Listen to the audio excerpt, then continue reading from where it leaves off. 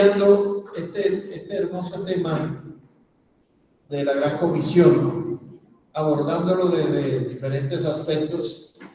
Y bueno, a los que están por ahí en la red, saludarlos desde acá, desde Bogotá, Colombia, y enviarles un saludo, sobre todo a nuestros hermanos allá en Armenia, en Cali.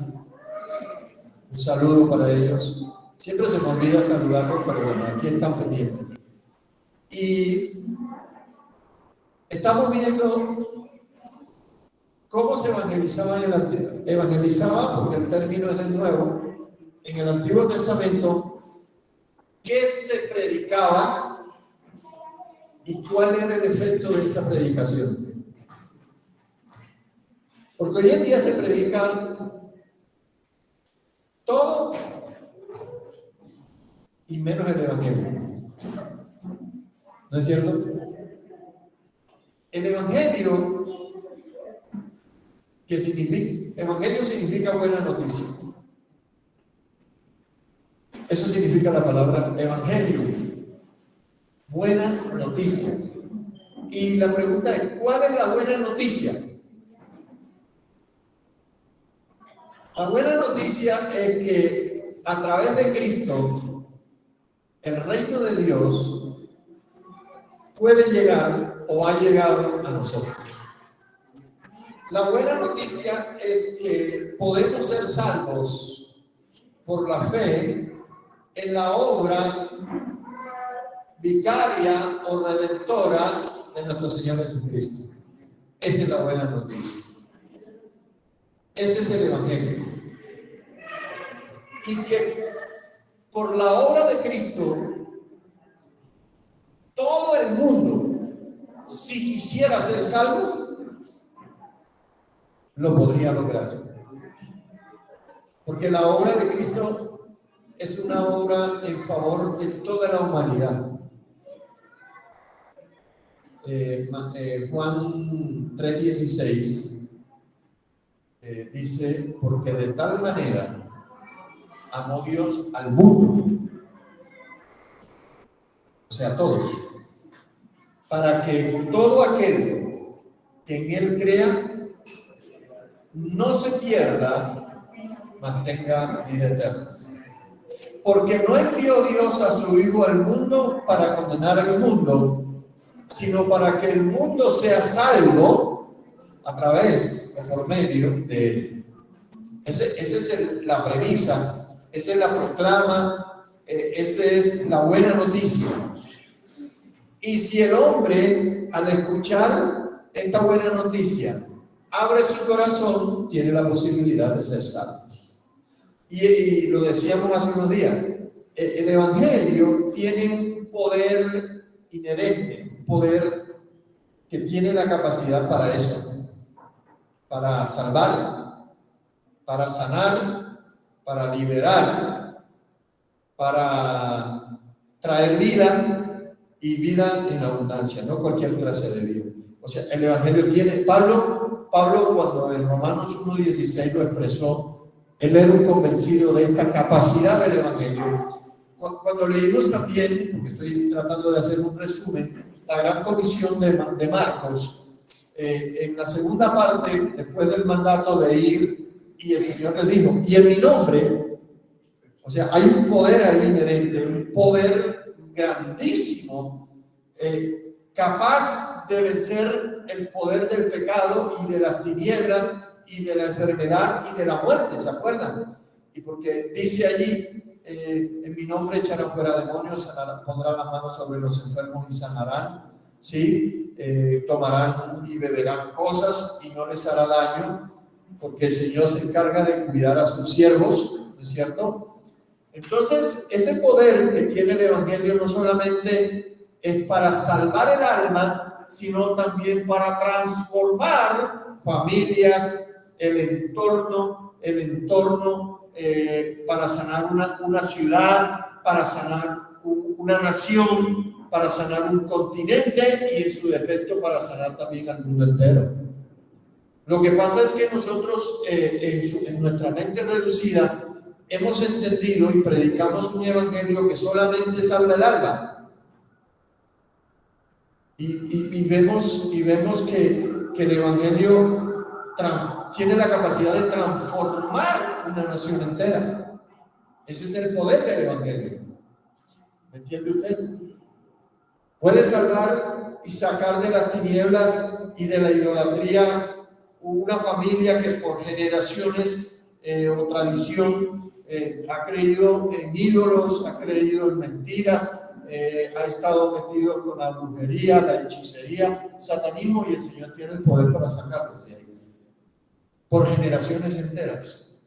No importa qué tipo de potestades de las tinieblas estén gobernando un continente, una nación, una familia, un individuo. El Evangelio, cuando llega, puede liberar, puede romper ese poder del diablo, y podemos, por decirlo de alguna manera, por el mandato, arrebatarle de las manos a Satanás esa alma, esa vida, esa familia, esa persona. Ese es el poder del Evangelio. Y yo insisto en eso, porque no te digo que hoy en día yo he visto que a veces ese Evangelio que se predica, ese Evangelio sin ese poder, sin que el poder está en las demandas, el poder está en la palabra, ese Evangelio que solamente medio libera a las personas del infierno, medio libera, ¿entiendes?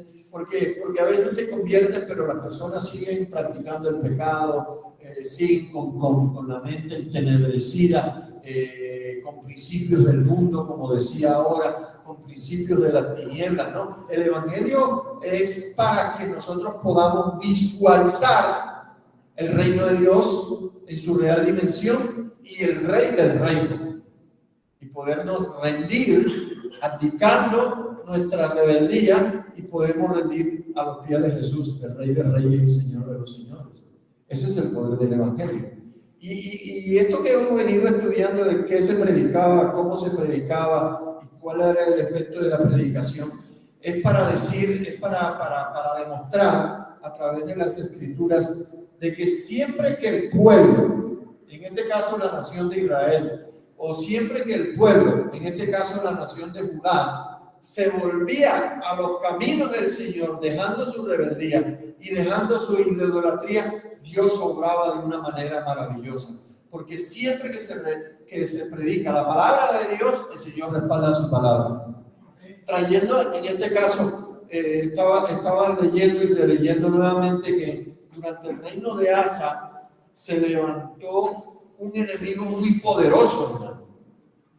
Se levantaron unos ejércitos muy poderosos, porque por norma también pasa eso. Siempre que se predica la palabra del Señor, siempre que se predica el Evangelio, Satanás se va a levantar para destruir y para que el pueblo siga en la idolatría, en la ignorancia, apartado de los caminos del Señor y lejos de la voluntad del Señor. El enemigo siempre se levanta. Y en el caso de Asa, en el tiempo de Asa, se levantó, ya le voy a buscar quién se levantó. Asa llegó a tener un ejército que, según las cuentas que yo saqué, de 1.160.000 soldados en solo Judá, un ejército grande y poderoso. Pero contra él se levantaron los amonitas y los moabitas. ¿Y cuál era la intención? Asa estaba tratando de volver al pueblo a los caminos del Señor. Y hizo una cosa tremenda, porque él logró, cuando fue nombrado rey, que en todos los pueblos y ciudades de Judá se enseñase la palabra del Señor. Y ahí dice en el verso 17, para que enseñasen en las ciudades de Judá, y en el 9 dice, y enseñaron, es decir, no solo se lo propuso, sino que lo hizo, y enseñaron en Judá, teniendo consigo, esto es clave, el libro de la ley de Jehová. Eso es lo que hay que predicar, la palabra de Jehová. Y la palabra es Cristo ahora. Predicamos a Cristo, y a Cristo crucificado, muerto y resucitado y sentado a la gloria del Padre, esperando la segunda venida. Dice que enseñaron en Judá teniendo consigo el libro de la ley de Jehová y recorrieron, esto es evangelismo puro, y recorrieron todas las ciudades de Judá enseñando al pueblo. O sea que no solamente hubo predicación, sino que también hubo adoctrinamiento, o sea, discipulado. Por eso yo decía, esto de la evangelización y el discipulado es algo ensayado a lo largo de los siglos, es algo que no es nuevo. Ya fue ensayado. Cuando el Señor dio la gran comisión, es como si Él hubiese dicho, esto ya está ensayado, esto ya está practicado, vayan y hagan ustedes también. Eso fue lo que el Señor Jesús trató de decir. Y entonces, este rey Asa, Asa, estoy hablando de Asa y Josafat, su hijo. En el reinado de Josafat fue que se levantaron los moabitas y los amonitas. Creo que estos son los descendientes de Lot. Estos son los descendientes del loco de Lot también. Y en el tiempo de Josafat también querían destruirlos, querían matarlos. Pero el Señor, en su gracia, porque el pueblo se había vuelto de veras a su palabra, y también apremiado por el acoso del enemigo, Dios usa todo, ellos se convirtieron, y hubo un avivamiento en el tiempo de estos dos reyes, de Asa y de Josafat. Un avivamiento que se puede decir genuino, verdadero, quizás del espíritu, podríamos decir ahora, porque hubo conversión, el pueblo y el rey se preocupó de destruir esa idolatría arraigada, profunda en el pueblo, y el Señor obró de una manera poderosa, liberándolo de esos enemigos también poderosos. A ver quién fue el que se levantó. Los etíopes se levantó en el tiempo de Asa, si no estoy mal, y era un ejército que de un millón de soldados. Y, o sea, o acabamos con ese pueblo que sirve a Jehová. Y estos hombres, estos reyes oraron al Señor, tanto Asa como Josafat, y clamaron al Señor y dijeron, Señor, no tenemos fuerza, no tenemos capacidad, porque eso es lo que busca el Señor, una dependencia absoluta a su poder y a su voluntad. Y los enemigos eran más poderosos militarmente hablando que ellos. Y el Señor, tanto en el tiempo de Asa como en el tiempo de Josafat, los libró. Y se acuerdan que en un tiempo también los sirios atacaron al pueblo de Dios, y en un solo día el ángel de Jehová mató 185,000 enemigos, hermano. Una cosa tremenda. Eso fue en el tiempo de Josafat. 185,000 enemigos quedaron muertos de un día para otro. Y cuenta la Biblia, es que hay que leer bastante, de que eran tan grandes las riquezas que duraron 3 días recogiendo despojos y riquezas. Y ahí es donde aparece el nombre que a mí me gusta mucho, que es el Valle de Beraca. Yo le llamo el Valle de la Berraquera, porque fue un día en donde el pueblo fue por obedecer al Señor y por escuchar la palabra, porque Josafat dijo, oigan ese que profetizó ese día ahí, oigan a los profetas de Jehová. Y el pueblo, cuando escucha a los profetas de Jehová, ahí está la puerta de la bendición. Amén. Así es. Quiero resaltar algo que mencioné, que está en 2 Crónicas, capítulo 15, verso 13. Todavía en el tiempo de Asa. Que Asa promulgó lo que yo llamé una ley de la república. ¿Se acuerdan de ustedes el domingo pasado? Y a mí me gusta esa ley de la república. 2 Crónicas 15:13. ¿Sí? Era tanta la preocupación de Asa porque el pueblo volviera a los caminos del Señor, que promulgó una ley de la república que tanto falta nos hace en Colombia también, ¿no? Porque la ley está vigente. Esta es la palabra eterna de Dios. Toca actualizarlo. Ojalá se levante un presidente en Colombia que diga, yo ordeno, yo promulgo que cualquiera que no busque a Jehová, el Dios de Israel, muera, sea grande o pequeño hombre o mujer o joven. ¿Qué tal una ley en Colombia? Bueno, le garantizo que vamos a quedar poquitos en Colombia, porque la mortandad va a ser grande. Pero él lo hizo. Él lo hizo. Tenía la investidura y tenía el respaldo de Dios para hacerlo. Y bueno, como digo, de pronto alguno dirá, esa es una conversión obligada. Cuando Dios está detrás del asunto, Él respalda aún estas cosas. Una conversión obligada por la amenaza de muerte. Así se convierte cualquiera. Bueno, ahí se tira la red y algo se pesca, ¿no es cierto? Ahí en medio de la norma hay unos convertidos genuinos y también están los falsos convertidos. Por eso solo el tiempo lo dirá. Yo diría, nuestra obligación es sencillamente hacer lo que hay que hacer, pero de convertir, de cambiar el corazón, eso no nos corresponde a nosotros, ¿no es cierto? Esa es obra del Espíritu Santo. Pero en el verso 14, Mauricio lo leyó el domingo pasado, me acuerdo, que él lo leyó, él estaba leyendo, se estaba adelantando, registra que juraron a Jehová con gran voz de júbilo al son de trompetas y de bocinas. ¿Y eso qué está indicando? Que aunque fue una ley de la República que el que no se convirtiese al Señor fuese muerto, mire que el efecto fue positivo. Produjo un avivamiento genuino.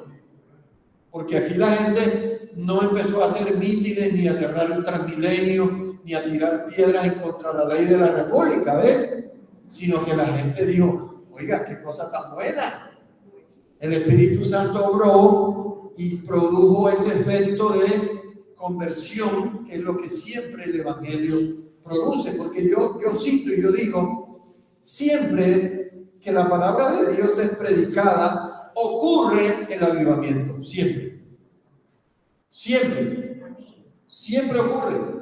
Y ese avivamiento puede ser, en este caso, un avivamiento nacional, o puede ser local, o puede ser familiar, o puede ser individual. Cuando una sola alma que recibe el Evangelio se convierte, allá hay avivamiento, porque el Espíritu Santo es el que aviva. Avivar es producir fuego, vida, y ese es el efecto que digo produce el Evangelio. Siempre que el pueblo se inclina a los caminos del Señor, se produce la conversión, se produce el arrepentimiento, se produce el avivamiento.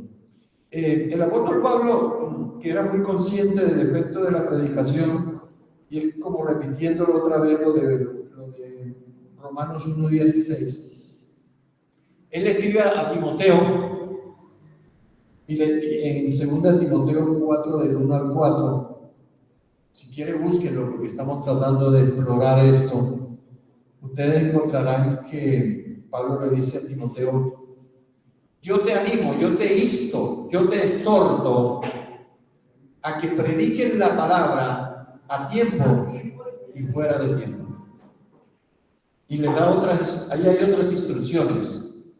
Exhorta, anima, redarguye, estos verbos que aparecen ahí. Y se me olvida uno, a ver si ustedes lo encontraron. Reprende. Oiga bien, ese.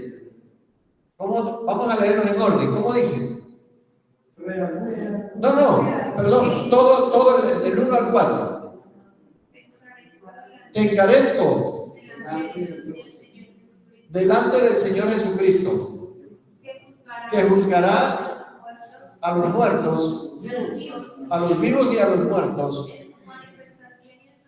Sí, hasta hablando de la segunda venida. Que prediquen la palabra, que instes a tiempo y fuera de tiempo, redarguye, reprende, exhorta con toda paciencia y doctrina. Esto es una palabra tremenda. Es una palabra que nos dice a nosotros que con la gran comisión que el Señor nos ha dado, se pueden hacer estas cosas y producir un efecto en la vida de la otra persona a la cual se le predica el Evangelio. ¿Ven? Esa es una buena recomendación para nosotros, a tiempo y fuera de tiempo. Es decir, siempre es el momento para predicar el Evangelio, siempre. Sí. Hay circunstancias especiales, también hay que aprovecharlas. A veces podemos estar volcados en una clínica boca arriba, esperando una cirugía, o no, enfermos, o no, en abundancia. O sea, en cualquier momento el Señor utiliza cualquier circunstancia para predicar el Evangelio. Yo creo que lo dije y no me canso de decirlo, pero a mí cuando me llevaban de la pieza o del cuarto, de la habitación del hospital y me llevaban a las salas de cirugía, a mí se me abalanzó una mujer y me dijo, ¿quiere o me deja que yo ore por usted? Yo le dije, claro, ¿por qué no? Y cuando se me acercó al oído, porque estaba ahí en medio de todos los médicos y todos los enfermos que estaban en la pieza conmigo, ella temía de que su obra fuera estorbada, y se abrió paso en medio de los 8 o 7 personal médico que estaba ahí alrededor de la cama mía, y ella era la que me iba a transportar, porque a ella le llaman los ángeles ahí dentro de la clínica, la que me iba a transportar en la camilla hasta la sala de cirugía. Pero ella se abrió paso con un valor, con un celo en su corazón, y decirme, yo quiero orar por usted, ¿me deja? Y cuando ella empezó a hablar, ahí estaba, era la oración de fe. Y lo que me dijo fue, repita conmigo, por favor, repita conmigo. Y me citó Romanos 9. Esta es la palabra de fe que predicamos, que si confesares con tu boca que Jesucristo es el Señor, serás salvo. ¿Me entiende usted?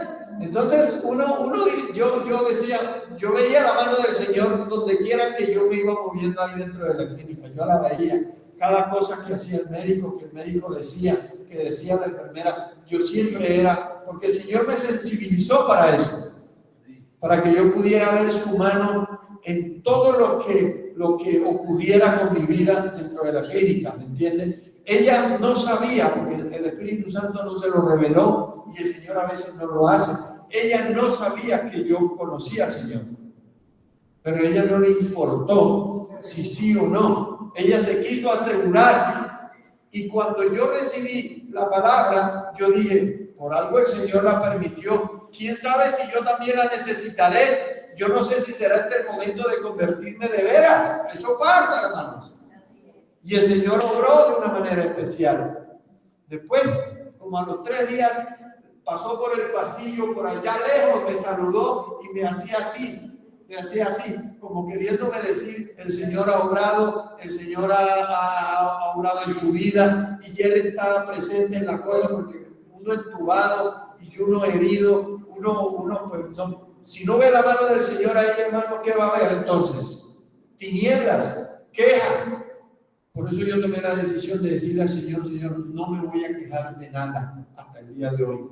A veces me dan ganas, pero digo, no me voy a quejar de absolutamente nada, porque yo sé que tú has obrado. Además, el Señor me habló y me dijo que esa enfermedad, como le dijo a alguien, como cuando se murió Lázaro, que el Señor le dijo a los discípulos, eso no es para muerte, sino para que la gloria de Dios, para que Él se pudiese manifestar como el Hijo de Dios. Es para honrar a Dios. Entonces, la evangelización tiene eso, busca la gloria de Dios. Y yo descansé en eso, ya a mí no me importó si me moría o no me moría.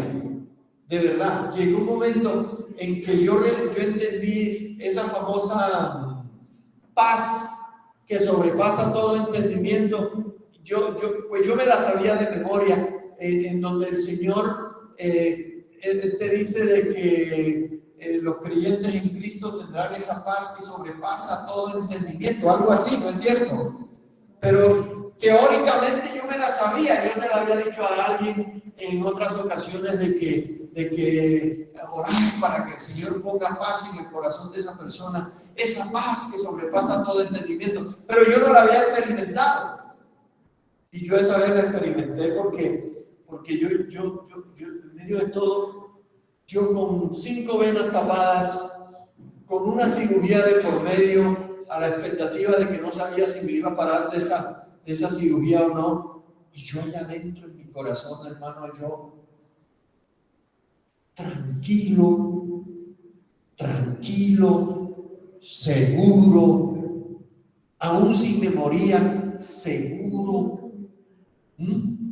Hasta me paré en la cama, en la camilla, doctor, puedo orar por ustedes, y poderlo hacer y decirle, Señor, dirige tú a los médicos, ahí delante de ellos, dirige a los médicos. Es decir, el Señor no solamente me estaba diciendo a mí que Él iba a tener cuidado de mí, sino que yo también iba a tener la oportunidad de poderle compartir a esas personas que eran los que supuestamente me tenían que cuidar a mí.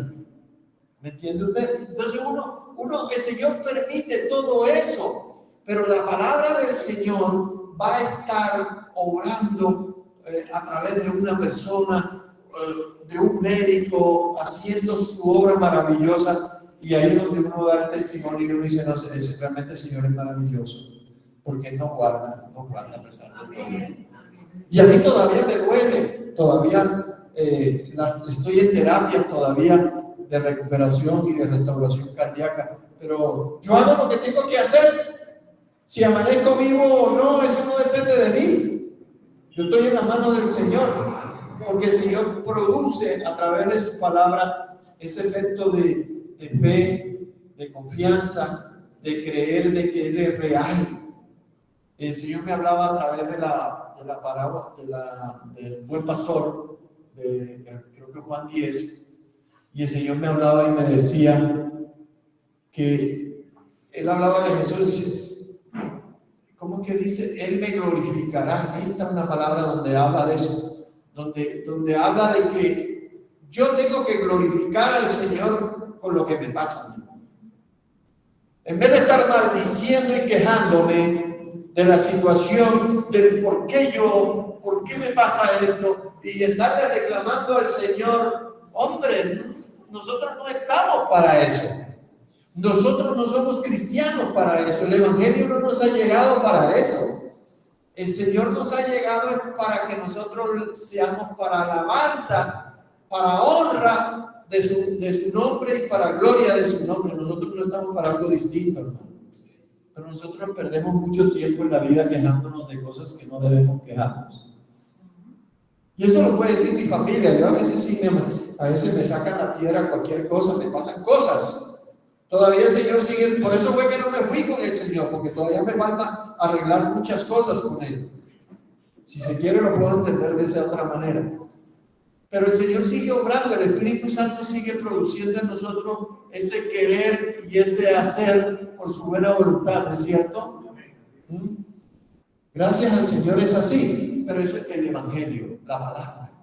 Esa palabra que el Señor te da, por algo es, para algo es, pero no es para que sigamos siendo los mismos, es para que nuestro corazón cambie, para que nuestra vida cambie, y así de esa manera vamos a poder afectar a los que están a nuestro alrededor. Es así de esa manera, a nuestra familia en primer lugar.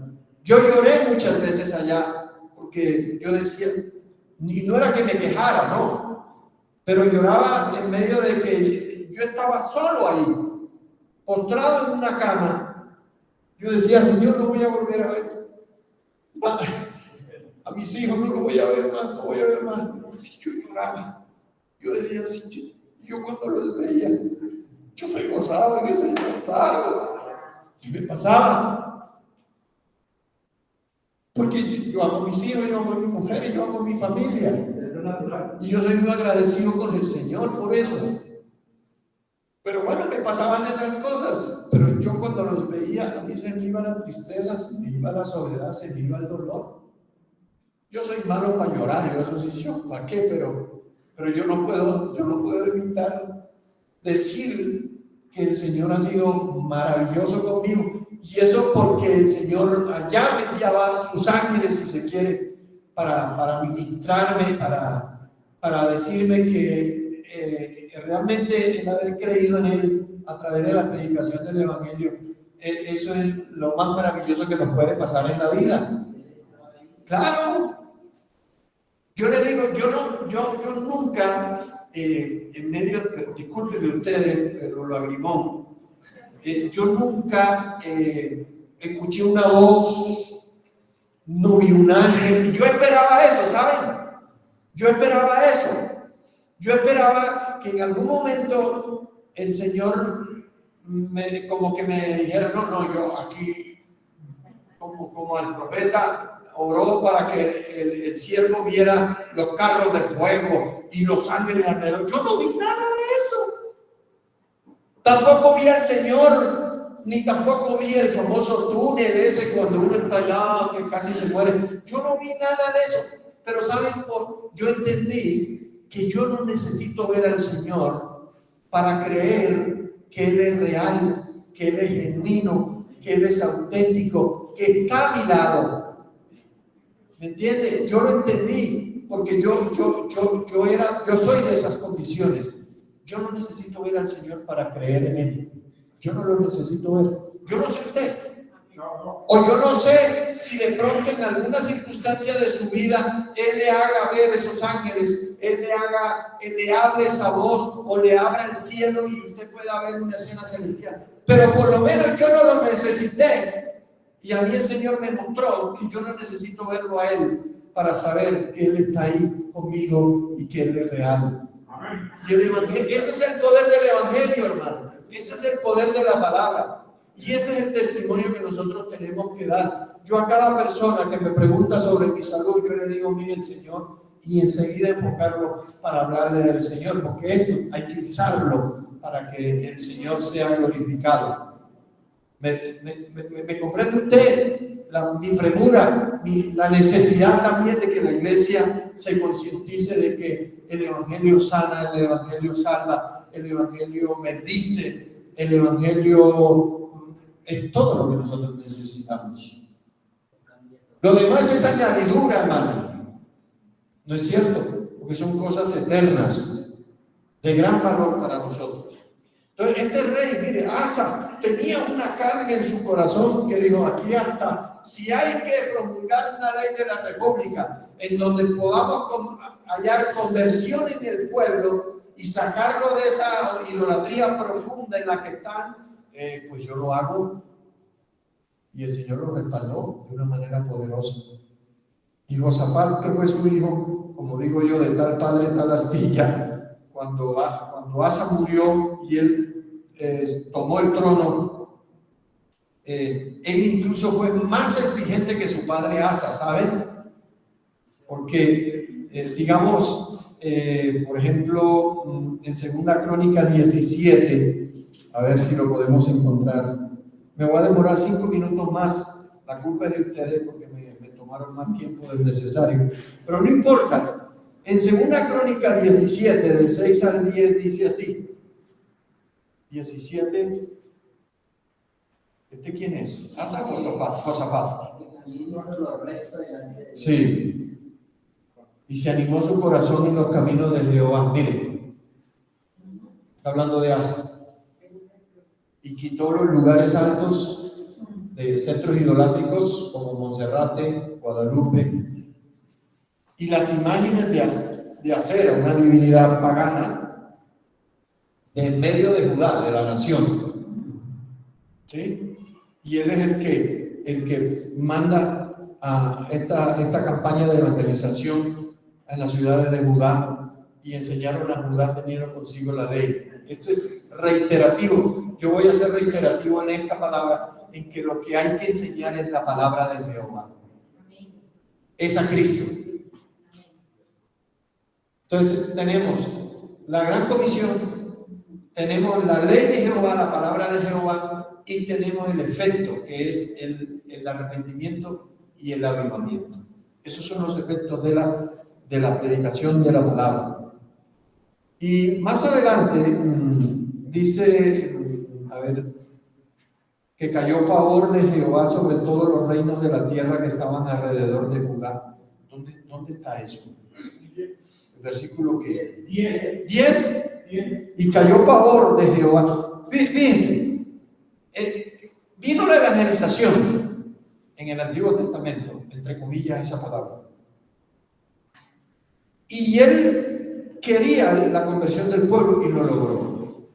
Y no solamente produjo el efecto en el pueblo, sino también en los enemigos del pueblo.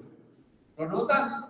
Es importantísimo esto, porque Satanás no se va a quedar quieto, nunca se va a quedar quieto. Máxime cuando tú estás procurando que la gente se vuelva a Dios. Satanás se va a levantar contra tu vida. Satanás se va a levantar contra tu familia, o Satanás se va a levantar contra la iglesia. Eso casi que es una norma mientras estemos acá, porque Satanás no quiere perder su gente, no quiere que el pueblo se levante. Mire, cuando Moisés se levantó para sacar al pueblo de Egipto, inmediatamente se levantó el faraón. Cuando lo leyó el hermano esta mañana, cuando iban camino a la tierra prometida, inmediatamente se levantaron los amalecitas y se levantaron los enemigos, los moabitas y todos los hitas estos. ¿Con qué intención? Acabar al pueblo.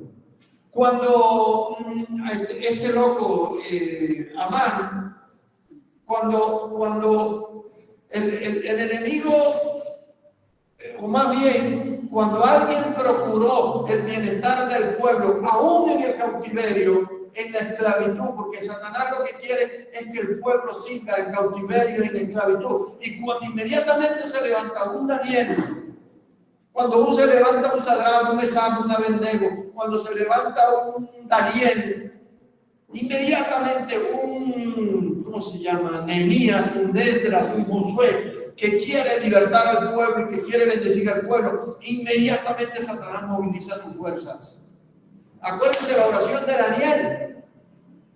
Apenas Daniel oró para que se cumpliera la palabra de los 70 años de cautiverio, y él oraba: Señor, ten misericordia, perdona el pecado del pueblo, de los sacerdotes, de los ancianos, de mi padre, de mi madre, las maldiciones y los pecados ancestrales. Inmediatamente dice que el ángel Miguel le tocó luchar 21 días contra las potestades que se levantaron para que la bendición no llegara. Siempre será así. Y Amán lo mismo allá en Babilonia. Ahí estaba Mardoqueo, ahí estaba Dios obrando a través de la reina Esther. Se levantó alguien que quería el bienestar del pueblo, y Amán, una ley de la república para acabar con el pueblo y para que la promesa no llegara, para que el Mesías no llegara, hermano. ¿O no es así? Porque acuérdense que el cautiverio en Babilonia era Judá, este mismo pueblo de Asa y de Josafat, el mismo de la promesa por donde vendría la promesa de la redención. Por eso Atalía, por eso la mamá Isabel, Atalía dice que destruyó toda la familia real, excepto Joás, que empezó a gobernar a los 7 años. Porque el enemigo es arrollador contra el pueblo de Jehová, contra la promesa. Es enemigo del evangelio, es enemigo de los cristianos, es enemigo de la iglesia, es enemigo de Israel. Lo que usted quiera. Y entonces nosotros, que somos los predicadores del evangelio, tenemos que saber que más poderoso es el que está con nosotros. Eso lo declaró Asa y lo declaró Josafat. Ellos hicieron eso porque nosotros no hay tal fuerza, porque en tu mano está el darle, no importa el ejército que venga contra nosotros, así seamos remanentes o pequeños, si el corazón está inclinado al Señor, ahí hay garantía de victoria, mi hermano. Y el evangelio es victoria, porque el evangelio lleva detrás consigo la victoria de Cristo Jesús en la cruz, hermano, y la resurrección. El Evangelio tiene eso.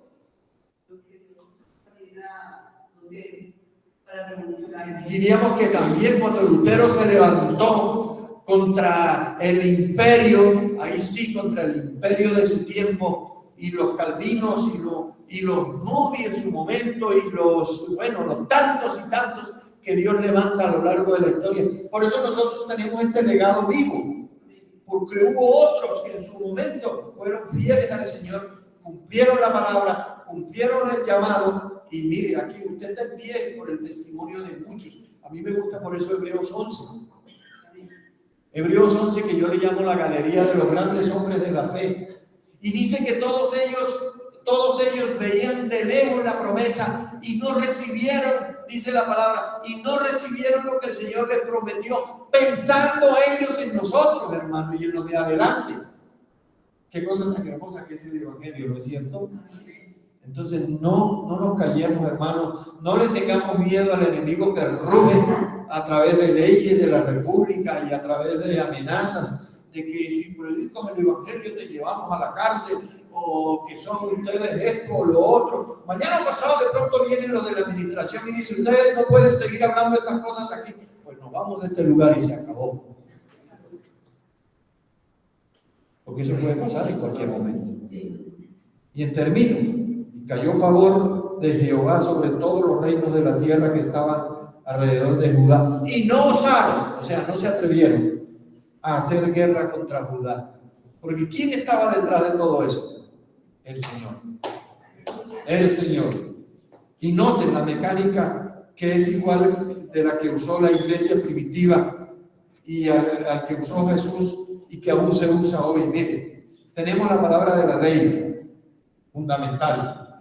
Tenemos verdadera predicación, fundamental. Tenemos verdadero avivamiento. Aquí está todo eso, avivamiento. Tenemos discipulado para que enseñasen en toda la ciudad, discipulado. Y tenemos arrepentimiento. Y ¿saben? Fuera la idolatría. Fuera. Eso fue lo que pasó. El problema, ¿sabe qué es? Para nosotros. Porque los cristianos también son idólatras, no crean que no. Los cristianos también tienen sus ídolos. Juzgamos a los católicos y a los musulmanes y a los hindúes por la cantidad de ídolos. Los cristianos también tienen a veces sus propios. Los mayores ídolos de los cristianos eres tú mismo y yo mismo. Nuestros propios gustos, nuestros propios placeres. ¿Me entienden? Esos son los peores ídolos de los cristianos. Todo lo que impida el fluir de la vida cristiana normal, esos son los ídolos.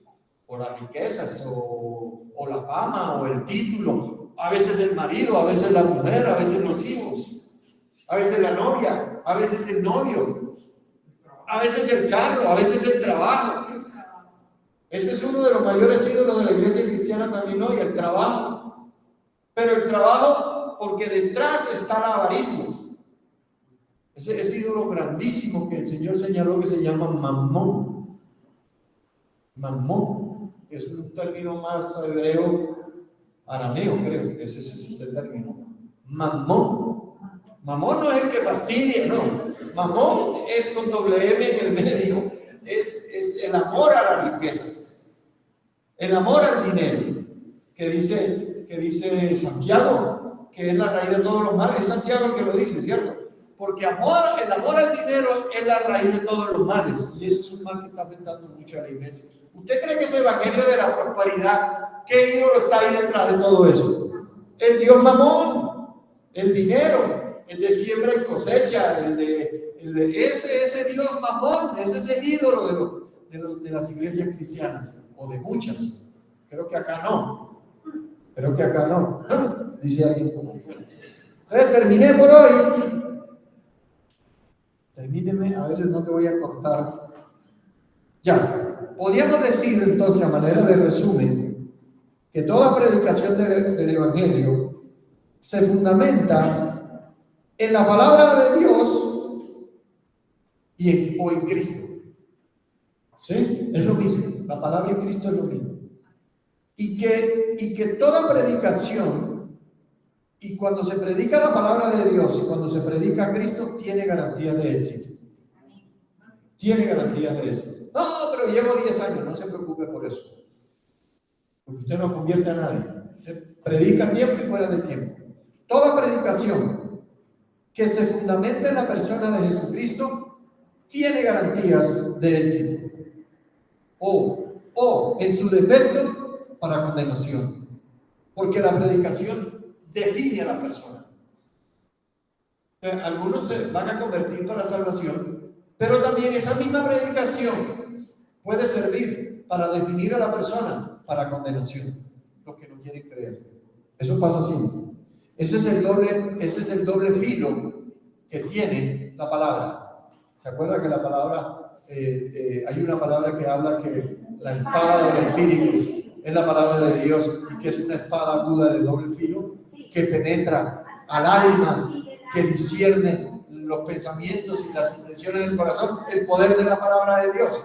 Y esa palabra es la que tiene la capacidad para salvar con un filo, y con el otro filo, a la vez que le penetra, lo puede condenar, lo puede llevar al infierno, porque confronta y hace que la persona se defina en cuanto a sus creencias y en cuanto a su forma o estilo de vida.